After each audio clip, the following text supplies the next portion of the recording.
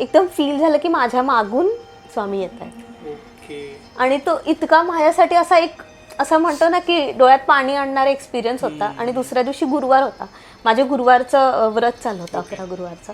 आणि जेव्हा मी बसले पारायणाला फोटोसमोर पूजा पारायणाला, ते पारायण करताना स्वामी चरित्र सारामृताचं पारायण असतं. तर पारायण आणि 11 माळा जप आणि 11 वेळा तारक मंत्र. तर तारक मंत्र म्हणताना एका ओळीपाशी येऊन मी अडकले की निशंक हो निर्भय हो मना अखंड स्वामी बळ पाठीशी. आणि मी घळाघळा रडायला लागले की स्वामी तुम्ही मला वाचवलं. ते कुठेतरी प्रत्येक वेळेस जी व्यक्ती चांगलं काम करते तर देवाला पण कुठेतरी ते दिसत असतं. जो व्यक्ती नामस्मरण करतो, जो व्यक्ती पुण्यकर्म करतो, त्याचा ऑरा स्ट्रॉंग असतो. तर त्या झाडाने सांगितलं की खूप एंटिटी आहेत, घरातल्या मुलांना सांगा इथे येत जाऊ नका, तिने सांगितलं. आणि एखादा दिवा लावा तिथे म्हणून, त्या एंटिटीनी शांत राहावा आणि तुम्हाला त्रास नको देऊ दे म्हणून. जेव्हा मी घराशी कनेक्ट करते तर त्या घरातलं कुटुंब कसं आहे, त्या घराला ते कसं ठेवतायत, क्लीन ठेवतायत का, स्वच्छ ठेवतात का, पूजा अर्चा होते का, ह्या सगळ्या गोष्टी कळतात.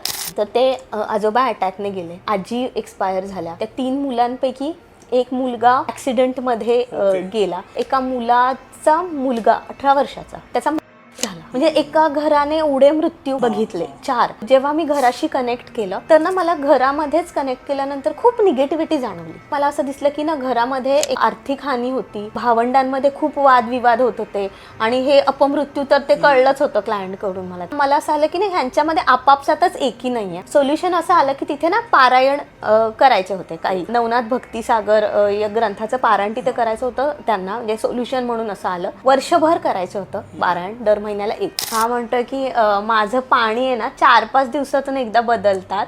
देवाचं खूप करता, म्हणजे पूजा वगैरे बऱ्याचदा तुम्ही खूप करता आणि ॲज अ फॅमिली म्हणजे यू आर व्हेरी सपोर्टिव्ह. आणि असं आलं की ना तुमचं घरावरती खूप प्रेम आहे तुमच्या, म्हणजे तुम्ही घरातली एकूण एक गोष्ट ना खूप प्रेमाने घेतली, ते याला खूप आवडतं.